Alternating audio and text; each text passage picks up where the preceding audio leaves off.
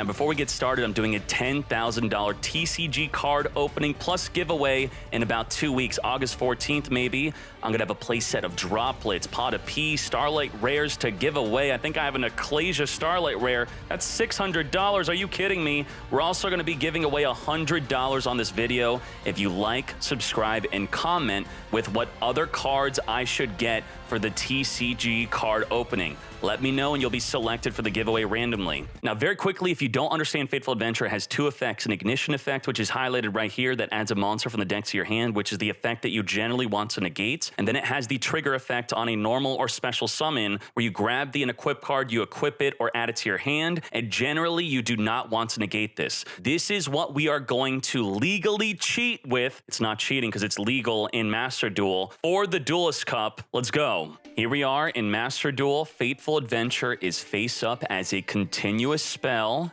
and waiting for the opponent to summon a monster. I have Ash Blossom waiting to negate the effect of Fateful Adventure.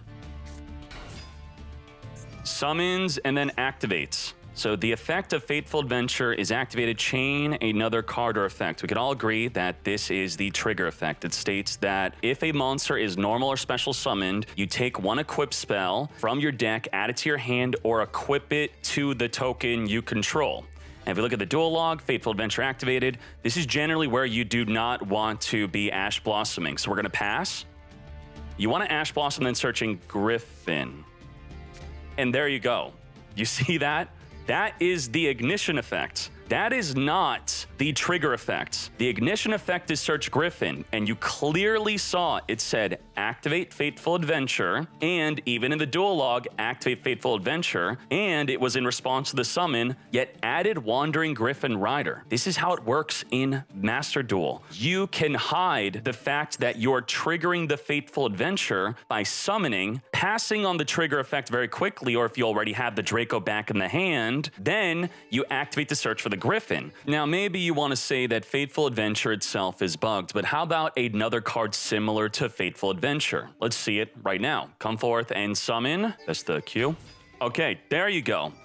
Gursu the Orcus Mech Knight. If this card is summoned, you could send an Orcust or World Legacy from your deck to the graveyard. And the other effect is if you control no other monsters, you could special summon a World Legacy token to both players' fields and defense. Now, obviously, we are using the trigger effect, not the ignition effect. We normal summoned. We're going to send an Orcust or World Legacy from the deck to the graveyard. So let's see that in the duel log. Gursu has summoned. Gursu activates. Gursu is about to resolve the effects now because she's in her deck to send an Orcus card, right? Well, let's resolve the effect.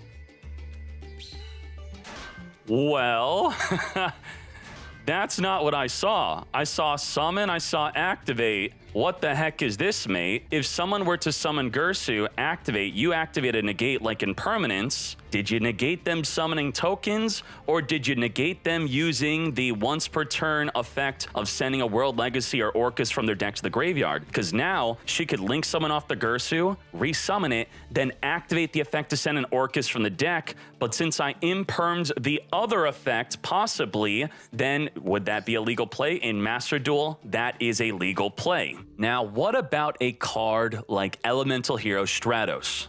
Stratos has multiple effects, just like the Fateful Adventure. Activate the Stratos on normal summon or special summon. It has two different effects. But as we could clearly see here, looking at the duel log, and you saw on the screen, you do in fact have to declare which effect you are activating. Why is this different than Gursu? Why is this different than Fateful Adventure? Because this is two separate effects that could activate off of the same trigger effect. The Gursu and the Fateful Adventure have only one ignition effect and only one trigger effect. Thus, when you meet the requirement to activate the trigger effect, you don't have to state, I'm searching the Draco back, because you are using the trigger effect. But as I showed you in Master Duel, you don't really know if it's a trigger effect unless I show you the way to play around that. Now, the Yu-Gi-Oh! Card site provides an official flowchart to help you with situations like this. What are we in right now in this current game? We we are in what's called the open game state. And if the opponent performs a normal summon, that would then move on to this box where they are taking an action that does not start a chain. You would then move on to the next box. Does this activate a trigger effect? And if it does not, we will then go to the next step. The turn player could then activate a fast effect. This is all before I could even respond. It's very important to understand this because of cards like Maxi, which it's banned in the TCG. So generally, a lot of TCG experience is based off of not having a Maxi or a card that you would generally use on the regular normal summon a monster. But we would want to do that in Master Duel, especially because of link summoning. Now, let's see what happens.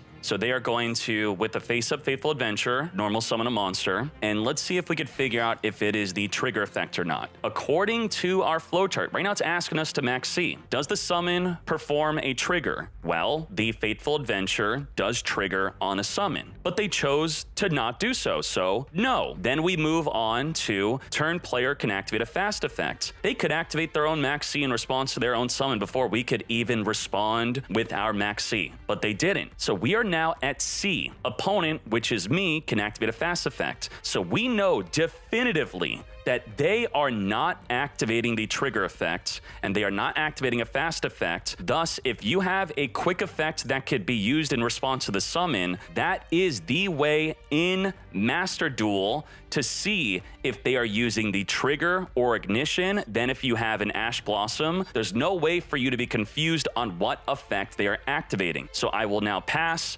They're going to activate, which will, seemingly to the untrained eye, that is, will still look like it's in response to the summon, right? We look at the duel log, and that's what it looks like. They summon, they activate, but we know due to the chart and being asked to use our max C that this is in fact not the trigger in response to the summon. So let's resolve that now, and let's see for sure if it is using the ignition effect, which there you go. The ignition effect to add the Griffin Rider. Now, Master Duel's first big official competitive event is happening. So I'm going to teach you how to legally cheat your Faithful Adventure, which is not a cheat, even if TCG players want to call it a cheat. It is 100% legal in Master Duel. A good player is going to save their Ash Blossom for when you want to search for the Griffin, and the Griffin is on the ignition effect of the Faithful, not the trigger. So what is it going to look like from your point of view if you want to be using the Faithful Adventure potentially optimally in the Duelist Cup? There's obvious downsides to this, but let's say you want to play around Ash Blossom, you really need that Griffin, and you want to do everything you can to stop them from being able to Ash Blossom this. I'm not going to say that this is an amazing or the most optimal play. This is what it would look like though. If we summon our Celestial, that will trigger our Faithful Adventure. On the summon, and get ready with your mouse, you're going to summon the Celestial, right-click very quickly, then activate. It was very quick.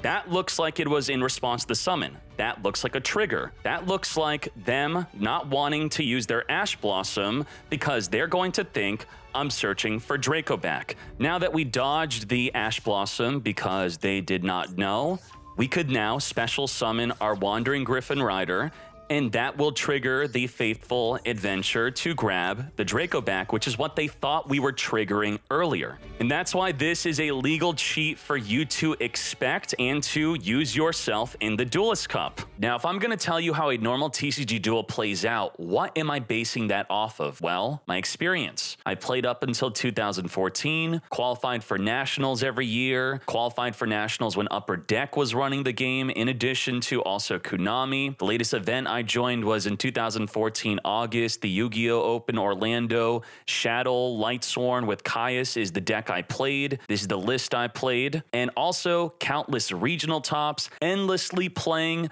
Dueling Network. I've topped at least 2 $1,000 plus cash events. I've only traveled to 1 YCS that was within my own state where I played Scrap Deck, lost on the bubble. And with all that, I'm going to tell you that the normal way people play the card game is very simple. simply, if you summon a monster, I would say, I summon a monster. Is that okay? And then the opponent would say, that's okay. So what is that exactly showing on this flowchart? I'm performing an action that does not start a chain. If I'm asking my opponent, I summon, is that okay? Generally, in a normal duel, that is skipping the triggered effect. That is skipping me activating a fast effect in response to my monster. I'm literally asking for point C, and that is how normal people generally play the TCG. Now, of course, there is an extra step here that everyone usually skips, especially if there's no back row on the field, and that is if your summon could be negated, you do also want to know that and verify that in a situation where they might have back row like a Solemn Judgment. But for the first turn of a duel especially, you're not asking for confirmation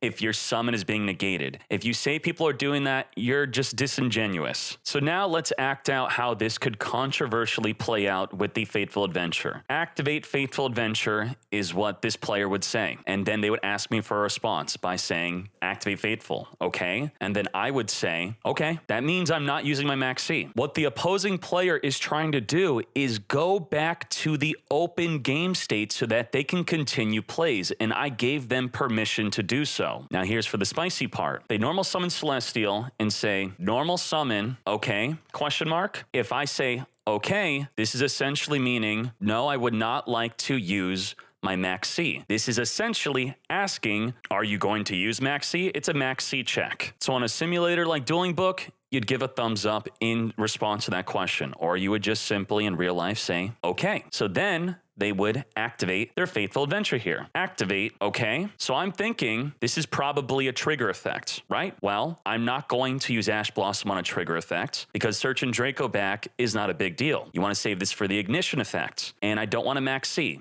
So I'm just going to say, okay, so now they are going to resolve their Fateful Adventure, pick up their deck, and then what happens is they add a Griffin Rider. Now, what the heck happened here? What you have to understand is that through normal TCG play, if the opponent is saying normal summon, okay, then what exactly happened there? Whether they know it or not, they passed on their triggered effect, which would be the opportunity to activate your Fateful Adventure. They also are passing on their turn player priority to activate a fast effect in response to their own summon. They are essentially asking, hello opponent at point C, would you like to activate your max C? And by me saying no, you have to understand that they did pass up on their trigger effect. So if they activate it, even if it looks like it's in response to the Fateful Adventure, I believe that it is correct that they don't have to say, by the way, this is an ignition, bro. It's not a trigger. Just making sure we got that. Because this essentially already displays what that situation is, that this is not a trigger effect. Now, if this were to be a local tournament, and let's say the opposing player is an inexperienced player, and they actually did want to trigger the effect of Fateful Adventure, and then I were to say, no, you can't trigger it. You passed on it by asking me for a response to your summon. Obviously, we're not asking if I was negating your summon. I don't have any back row. So you are fishing for a response for my max C, and then choosing to go backwards to wanting to trigger your effect. I don't think a judge should deny them their trigger effect. At a regional or higher, then we could potentially have a discussion starting from there on whether it is okay to shark an opponent. If you even consider it sharking, if you think you're so special that you understand this chart and the opponent just wanted to ask for a response and didn't know that they were passing on their trigger effect, that's on you. Now, I am not telling you to play this way. I'm simply saying that this is how, from my experience, that this is how players go back and forth. It is very simple. Okay, okay. Activate, okay. Summon, okay. Is a tactic like this fishy? It could be considered so. It could be considered disrespectful, sneaky, sharky, that they searched for a Griffin and not the Draco back, even though they technically did pass up on their Draco back search by asking me for a response to their summon. Good communication is key to having a good duel. It can make it a lot more tedious. It could make it longer, but it does help you avoid getting sharked. You never know when the judge is friends with the opponent you're playing. That happens. Don't act like it doesn't happen. We don't have infallible judges judging at them. So ideally, you want to avoid the judge ever being called. So what you would just simply say in this situation, which your opponent does have have to respond. Let's replay this part. So what they would do is they would normal summon their monster, and then they would say the question, the big question, normal summon, okay. And then that's fine. Then they're going to, after I say okay, I give them the thumbs up or I type okay, then they're going to follow up with activate the Fateful Adventure, okay. So let's show that it is activating, and then I'm simply going to say, is that in response to the summon? This is how I would do it. Very simply, I would do this. I would not try to shark them on their trigger effects, and I would not just assume it is the ignition effect. I don't want to deal with the judge. I want to have a nice clean duel with my opponent. I do want to properly communicate with them. I don't encourage any shadiness or anything. I'm simply stating what could happen within the rules of a normal TCG game. And then when they say no, then you'll potentially be thinking, hey, I'm playing a shady dueler. I think this dude probably tried to trick me with the Fateful Adventure. And I would also like to add, what if you're having a truly silent duel with your opponent? Maybe you're just doing hand gestures, you're giving head nods, and whose fault is it really when the game state is not being properly represented? I do think it is at the fault of both players. I don't play silently. I don't encourage anyone to play silently, but if we're in a situation where they're summoning and activating and you're having a good old silent duel, you really should just drop the silence and say, hey, what's good? What are you doing? Is this in response to the summon or what? But a lot of people say that the Fateful Adventure player would be considered cheating. I think it's the fault of both players. Both players should properly communicate, and then everyone's happy. What I would really like to see from Konami is that you do have to, through normal play, announce, instead of activate, say ignition, say quick effect, say trigger effect. I do think that would be a good, simple, enforceable rule that Konami could do to prevent something like this. Or you could just say, no, Dkayed, it's perfectly fine. Just have proper communication within the duel. But then what about the Master Duel players, all right? In Master Duel, I would like for it to say ignition. I would like for it to say trigger. So you know what? I don't think it harms anyone to just apply that ruling to all. But as it stands, I fully believe you do not have to state trigger or searching Draco or say ignition, searching Griffin or monster, that you could simply say activate. But if your opponent's gonna ask you, you have to, not should, you have to respond with, yeah, I'm using it in response to my summon. I'm using it in an open game state. But there you go. You wanted my take on how I believe it works in the TCG. This is how I believe it works in the TCG. And again, after all of this, I'm not advising you how to play the TCG. Play it your way. I'm simply bringing attention to this and telling you how to avoid it. I know a lot of people are freaking out going, oh God, he's telling people to cheat. I'm not telling people to cheat. You're freaking out. Calm down. We good. And at the end of the day, the Fateful Adventure works how it does in Master Duel alongside how Gersu works, where if you don't have a quick effect to respond to the summon of a monster, they could potentially activate their ignition effect, and you don't have the ability to ask your opponent just like you can in the TCG, where they do have to answer, and you just won't know if it is triggering or if they're using the ignition. Now, Dkayed, the big question is, why do you hate TCG players so much? I don't. I hate toxic TCG players that are displaying animosity towards returning and new players to Yu-Gi-Oh!